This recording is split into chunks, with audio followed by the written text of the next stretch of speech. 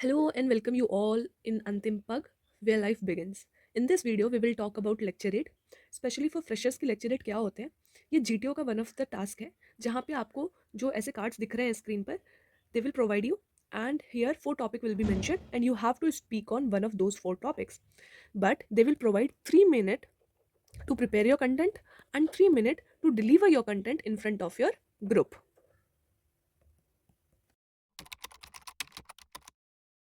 Now talk on a practical note from the point of view of student only. We know that in lecturate, efforts to output ratio बहुत ही low है.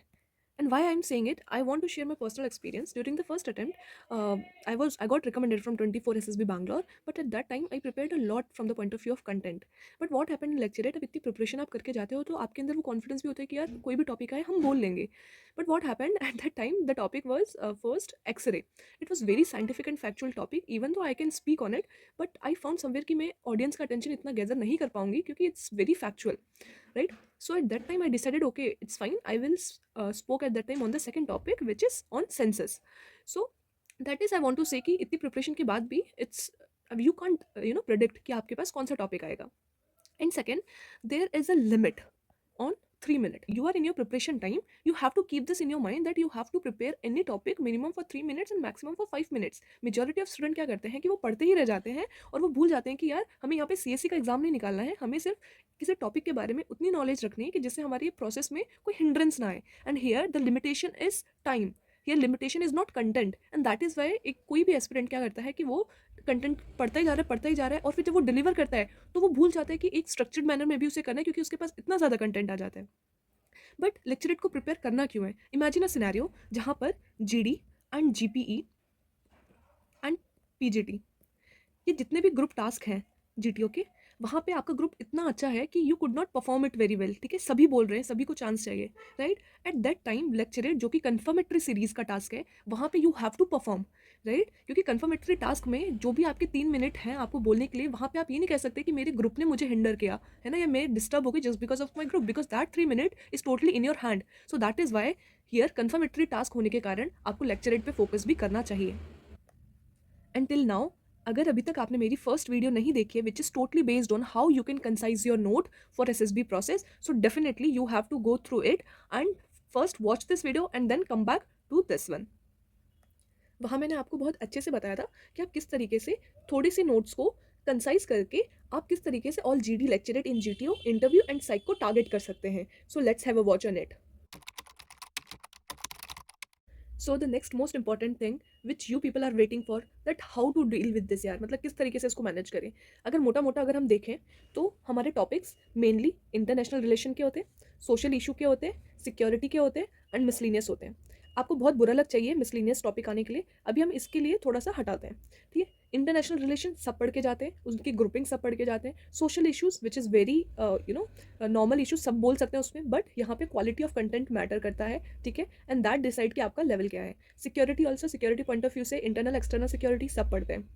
But in तीनों को पढ़ते हुए भी हमारे पास इतने सारे टॉपिक्स हैं, around 200 topics, that we can't prepared with in a period of 1 month.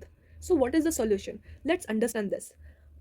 अगर मैं किसी भी स्टूडेंट को बोलूँ कि यार आपको ये टॉपिक्स प्रिपेयर करें with in a day, so what they will do कि they will start making notes on RTE, then they will prepare 2 to 3 page note on COP26, AI को भी ऐसे करेंगे, LPG रिफॉर्म्स को भी ऐसे करेंगे, क्लाइमेट चेंज को भी ऐसे करेंगे एंड GDP को ऐसे करेंगे. बट दे समवेयर फॉरगॉट कि यार RTE का जो कोर टॉपिक है वो क्या है? Education, right? COP26 को अगर देखा जाए तो उसका ब्रॉडर टॉपिक क्या है? क्लाइमेट और environment. AI technology. LPG reforms, it is a part of economy. Then climate change, again, it's a part of environment. And GDP, again, it's a part of economy. Right? So let's move forward and understand my approach. Now let's understand this approach with the help of one example. आपकी screen के ऊपर कुछ topics लिखे हुए हैं. ये सारे topics जो डिफरेंट डिफरेंट बोर्ड्स में आ रहे हैं, हमने उसको कंपाइल करके यहाँ पे रख दिया है. We will come back again. पहले मैं आपको एक स्टोरी सुनाना चाहती हूँ, so please pay attention. Indian economy को हम इन 3 फेसेस में डिस्ट्रीब्यूट कर देते हैं एंड डिवाइड करने के बाद हमें पता चलता है 200 ईयर्स तक का वो पीरियड था जब we were under the britishers. यही वो टाइम था जब इंडिया ने मिक्स्ड इकोनॉमी को अपनाया और पब्लिक प्राइवेट पार्टनरशिप की तरफ मूव करे. 1947 पे जब इंडिया इंडिपेंडेंस को अचीव कर लिया, वही टाइम था जब India came up with the 5 year plan. And यही 5 ईयर प्लान डेवलपमेंट प्रोसीजर को दिखाता है। Harrod Domar model which is totally based on the agriculture ideology. हम उस टाइम हम एग्रीकल्चर डिपेंडेंट थे और हमने वहीं पे जो टारगेट फिक्स किए थे उसको अचीव भी किए। यही वो टाइम था जब बहुत सारी चीज़ें नेशनलाइज हो रही थी। यही वो पीरियड है जब महालनोबिस मॉडल आया which is based on the industry and हमने उसमें भी टारगेट अचीव किए। ग्रेजुअली इंडिया जब 1964 से 1991 की फेज में आया तो इंडिया ने पता किया कि यार उनकी जो पूरी आइडियोलॉजी है वो सोशलिस्ट आइडियोलॉजी से इंस्पायर्ड है। एंड ये आइडियोलॉजी स्टालिन की आइडियोलॉजी थी जो हमने कहाँ से ली थी, रशिया से। उस टाइम वो यूएसएसआर होता था। And we found that how socialist ideology is inclined towards India's where India acquired 17 core public sector and they all are industry important industry थी। I can say the state जो थी उस time की उन्होंने acquire कर लिया because उस time we were developing, हमारे पास इतने financial resources नहीं थे and that is why जितनी इंडस्ट्रीज को डेवलपमेंट या फिर इन्वेस्टमेंट चाहिए था so everyone was looking towards the state क्योंकि उसी के पास ही पैसा होता था। इसीलिए उस टाइम सोशलिस्ट आइडियोलॉजी को भी बूस्ट मिली। But how we can forget that इस पीरियड के अंदर 64 से 1991 के पीरियड इंडिया ने वॉर को भी फेस किया था with China and Pakistan. And that is why this is the time period when India की जो रुपी थी वो बहुत ज़्यादा डी वैल्यू हुई। रुपी डी वैल्यू होना इज़ नॉट ऑलवेज बैड, ठीक है। अगर रुपी डी वैल्यू कभी इंटेंशनली भी करती है, क्यों? ताकि हमारे जो फॉरेन एक्सचेंज है उसमें बूस्ट मिल सके, है ना। और अगर हमारा एक्सपोर्ट बढ़ेगा तो क्या होगा, हमें जो डॉलर है वो इंडिया को ज़्यादा मिलेंगे, है ना। And that is Y reserve बढ़ेगा क्योंकि इंटरनेशनली डॉलर एक यूनिवर्सल करेंसी की तरह है जिससे एक्सचेंज होता है। और हम उसको कनेक्ट करके आज पढ़ सकते हैं जैसे किस तरीके से ब्रिक्स जो है वो डी डॉलराइजेशन की तरफ फोकस कर रहे हैं। क्यों कर रहा है? बिकॉज दे नो कि डॉलर का जो एक we can say the hegemony है उसको कहीं ना कहीं कम करना है।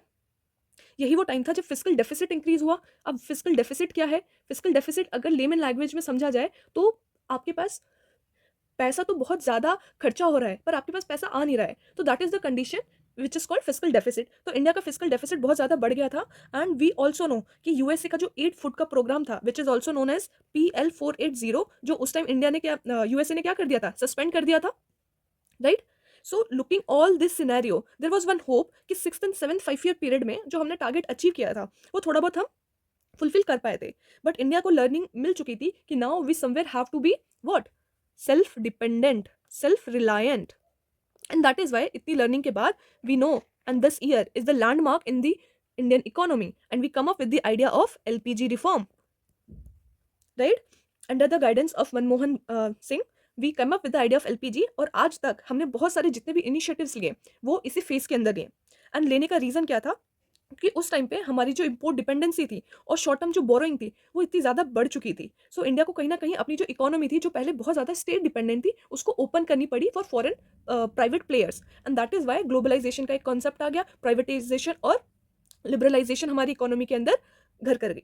यही वो पीरियड था जिसके कारण, इस लैंडमार्क जजमेंट के कारण हमारे जो फॉरेन डेट थे और डेफिसिट कंट्रोल उस टाइम इकोनॉमी में हो गए थे। And that is the period जब 1 जनवरी 1995 को वर्ल्ड ट्रेड ऑर्गेनाइजेशन का इंडिया मेंबर बन गया था। इंडिया के दो लैंडमार्क एक्शन 1991 में एलपीजी रिफॉर्म्स लाना एंड WTO को ज्वाइन करना, ये वो सिनेरियोस थे जहां India is moving forward towards limited disinvestment. And disinvestment के कारण नाउ प्राइवेटाइजेशन का रोल बढ़ने लगा। बट फॉरेन तरीके की दिक्कतें और आ गई, परंतु अभी भी इंडिया बिल्कुल स्टेबल नहीं हुआ था। एंड बैलेंस ऑफ पेमेंट बढ़ने के कारण एंड नई तरीके की दिक्कतें आने के कारण which was like oil prices का इंक्रीज होना एंड एनर्जी क्राइसिस आना, दैट वॉज हैपेंड ना just because of the Qatar crisis was going on. And वहाँ गल्फ में कुछ भी वॉर अगर हुआ तो इंडिया पे इनडायरेक्ट इम्पैक्ट हो रहा था because we already accepted globalization. अगर ग्लोब में कहीं भी कुछ होता है तो प्राइसेस इंडिया के बढ़ जाते हैं because India is totally dependent for our fuels on other nations. And that is why आपने सुना होगा कि हमारे honourable external minister S Jaishankar वो बोलते हैं कि हमारी परचेसिंग पावर $200 की है एंड ब्रिटिशर्स एंड यूके में जो लोग हैं उनकी $20,000 होती है। तो समवेयर इम्पैक्ट ज़्यादा क्रिएट होगा इंडियंस पे। अभी रिसेंटली हम पढ़ रहे हैं, अपने आप को अपडेट कर रहे हैं न्यूज़पेपर से, that how Russia blocked the US that pipeline through Ukraine connecting to Britain. So हम ये भी पढ़ रहे हैं कि किस तरीके से जो फ्यूल के प्राइसेस हैं वो इंडिया पे भी इम्पैक्ट होंगे अगर इंडिया ने alternative source international solar alliance को नहीं ज्वाइन किया होता। तो energy crisis is also somewhere collaborated and impacted अगर कहीं भी फॉरेन नेशन में कुछ भी होता है। तो अगर हम इसी में आगे बढ़ते गए तो जैसे जैसे इंडिया में ग्रोथ होती गई हमने और भी पता किया that how growth is not something which is for a limited section of the society. Growth with social justice is also one of the pillar जहाँ लोग बात करने लगे। And that is somewhere till present हमने एक पूरे holistically पढ़ा कि अगर नेशन में सोशलिस्ट आइडियोलॉजी से किस तरीके से इंडिया मूव करके एलपीजी की तरफ आया, इंडिया ने कौन कौन से ऑर्गेनाइजेशन को ज्वाइन किया, इंडिया को क्या क्या दिक्कतें आई थी, और किस तरीके से आज इंडिया आत्मनिर्भर पर इतना ज़्यादा फोकस कर रहा है। एनर्जी क्राइसिस को डील करने के लिए इंडिया ने इंटरनेशनल सोलर अलायंस को क्यों फॉर्म किया, इंडिया की क्या क्या दिक्कतें थी। अब इकोनॉमी में किसी इकोनॉमी को अगर हमें जानना है तो जीडीपी के तहत हम जान सकते हैं ग्रॉस डोमेस्टिक प्रोडक्शन क्या है, पर्टिकुलर टाइम में पर्टिकुलर एरिया की जितने भी प्रोडक्शन होते हैं, it's goods and services both. तो उस चीज़ पे हमने बात करी। अब मुझे मोटा मोटा समझ आ गया कि इंडिया के सामने क्या क्या चैलेंजेस थे, और आज किस तरीके से इंडिया 3 ट्रिलियन यूएस डॉलर की एक इकोनॉमी बन चुका है। And I am feeling very proud that somewhere we surpasses those colonial periods जिन्होंने 200 ईयर्स तक हम पर राज किया, and India is now the 5th largest economy. अब मोटा मोटा मुझे पूरी स्टोरी का पिक्चर समझ आ गया, हमने इंडिया की इकोनॉमी को समझ लिया। नाउ अब आप आइए और अब आप वापस से ये सारे टॉपिक्स को पढ़िए। E commerce, failing value of Indian rupee, world trade organization, tax reforms, make in India, world bank, farm bill, disinvestment, LPG reforms, GDP, energy crisis of India, demonetization. अब जब आपको पूरी स्टोरी पता है तो क्या आप इन सारे टॉपिक्स को नहीं बोल सकते?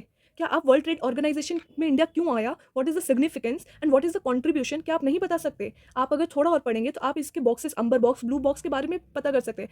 टैक्स रिफॉर्म्स क्यों लाना इंपॉर्टेंट है, अभी आप सब जान रहे हो। कैरेमल पॉपकॉर्न पे टैक्स अलग से, सॉल्टेड पे अलग से, ठीक है। तो if you are updated also you can connect every topic जो यहाँ पे मेंशन है। मेक इन इंडिया एंड आत्मनिर्भर भारत इंडिया के पॉइंट ऑफ व्यू से क्यों इंपॉर्टेंट है, वर्ल्ड बैंक का क्या रोल है, फार्म बिल क्यों आए, एंड डिमोनेटाइजेशन, एलपीजी रिफॉर्म का क्या सिग्निफिकेंस है, जीडीपी को कैसे, एनर्जी क्राइसिस ऑफ इंडिया क्यों आया, e commerce is the current relevance. So what is the outcome? इस स्टोरी का ये आउटकम है that rather than preparing 12 topic, try to understand as a story that how India and its economy is working. And if you understand and pay your one day to understand whole thing, definitely you are not preparing only the 12 topics. You are preparing around 50 to 60 topics which you cannot even speak on 3 minutes. You can speak more than 10 minutes. So the learning is, let's focus on our base and core. This is the small suggestion from my side that अगर in 3 minutes अगर आपका introduction and आपका final conclusion ready है तो you just need the base और we can say the body which you can think in those 3 minutes, right, and you can deliver effectively. अब intro में हम बाद में बात करते हैं, कंक्लूजन की पहले बात कर लेते हैं। These are my few suggestions. जैसे फॉर एग्जाम्पल आप सस्टेनेबल डेवलपमेंट गोल्स को याद रख लीजिए। हाँ, हमने पहले पढ़ा था कि इकोनॉमी के ऊपर हम क्या अपना सस्टेनेबल डेवलपमेंट गोल नंबर 8 को यूज नहीं कर सकते, the decent work and economic growth होनी चाहिए। And we can also focus is on sustainable development goals, why it is important, है ना, because growth is not important, sustainable growth is important. So your ending is always ready if you are mug up with these sustainable development goals 17, and this is also important for your GD। अगर आपको India के ये छोटे छोटे basic facts पता है तो trust me, I use this report an number of times. Inequality Oxfam report अगर डिजिटल डिवाइड पे है तो आई ऑलवेज पॉइंट आउट कि यार 1% के पास 10% का रिसोर्सेज है, एंड लास्ट 10% पीपल के जो ब्रैकेट है उसके पास सिर्फ 1% का रिसोर्सेज है। तो ये आपका एजुकेशन में, लिटरेसी में, अनएम्प्लॉयमेंट में, अनइक्वल डिस्ट्रीब्यूशन ऑफ रिसोर्सेज में, हर जगह आपका यूज हो जाएगा, राइट। अगर पॉपुलेशन, अगर आपने ये अपने नोटबुक के फर्स्ट पेज पे लिख ली है तो you have to keep on revising and utilise whenever you will participate in your GD, right. This is your something weapon which you have to use while discussion. So population male and female की census में क्या है, percentage of GDP पता करो कि education का percentage कितना है जीडीपी में, हेल्थ सेक्टर का कितना कंट्रीब्यूशन है जीडीपी में, माय सेंस कि जीडीपी का कितना कंट्रीब्यूशन हेल्थ सेक्टर को जा रहा है, रिसर्च एंड डेवलपमेंट का कितना ज़्यादा है, ठीक है, एंड लिटरेसी का रेट कितना है इंडिया का, अनएम्प्लॉयमेंट रेट कितना है, इंडिया का नेट जीरो के जितने भी नेशनल डिटरमाइंड क्राइटेरियाज जो है वो कहाँ कहाँ है और कितने अभी तक इंडिया ने फुलफिल कर लिए हैं, वर्कफोर्स कितनी है मेल एंड फीमेल की, एंड जीडीपी का जो कंट्रीब्यूशन है ऑल द 3 सेक्टर, ये आपको पता होना चाहिए। जब आपके पास इतना बेसिक कोर आइडिया है तो definitely whenever you will participate ये चीजें घूम फिर के आपको आएंगी ही आएंगी। Now let's talk about the introduction. In introduction you can use all these way to make your content very effective. For example, आप सिनेरियो को क्रिएट कर सकते हैं, आप स्टोरी टेलिंग पर बात कर सकते हैं, या फिर आप डायरेक्टली अपनी जो मेंबर्स हैं उनसे क्वेश्चन पूछ के खुद ही आंसर कर सकते हैं। फॉर एग्जाम्पल अगर आप सिनेरियो क्रिएशन पे बात करते हैं तो फॉर एग्जाम्पल जैसे आपने किया कि आपने एक स्टोरी को क्रिएट किया एंड आपने एक सिनेरियो बताया कि for example that imagine a situation that where our honourable prime minister is declaring a war against neighbouring nation and the chaos and havoc was created, and later on we got to know that that video was morphed by someone. That is the impact of AI which now is in the reality in our society. So you can start that how the impact of AI, right? In scenario creation you can create one scenario, or you can in storytelling you can use this, that how your one of your friend was digitally arrest where the another party was demanding a ransomware, है ना? And you can convey this that how it is going towards the cyber crime in our city, which is a reality rather than just a fictional story. In question you can use it like for example हम topic ले लेते हैं India and Nepal, where you can ask the question, if I will ask one question from you, that guess what is the neighboring nation where we can convey very confidently roti beti ka rishta. No doubted that this impacted relationship is between India and Nepal. Or you can ask that if I will say guess the relationship where Shia and Sunni conflict was always on peak, that is prominence of a Middle East crisis. So that is why different example and scenario storytelling you can use to make it very effective to connect with the audience and try to represent your ideas, your innovation, and that creativity in front of your group. So at last, if you are ready to prepare by your own, Antim Pag is ready to help you. But still, if you find that some mentor will help you throughout your journey, you can register yourself in 10 days module where you can prepare holistically regarding any content of SSB. It is going to start on 20th Jan this time, and we can assure you that afterwards you need not to prepare any content again and again. Now, you can register for this in the link mentioned below. Now let's check your focus and attention span. Tell me what was written on the video's thumbnail in the comment box, and if you can do it, then definitely you are here to learn something productive. And I wish that I fulfill your need. Thank you. This is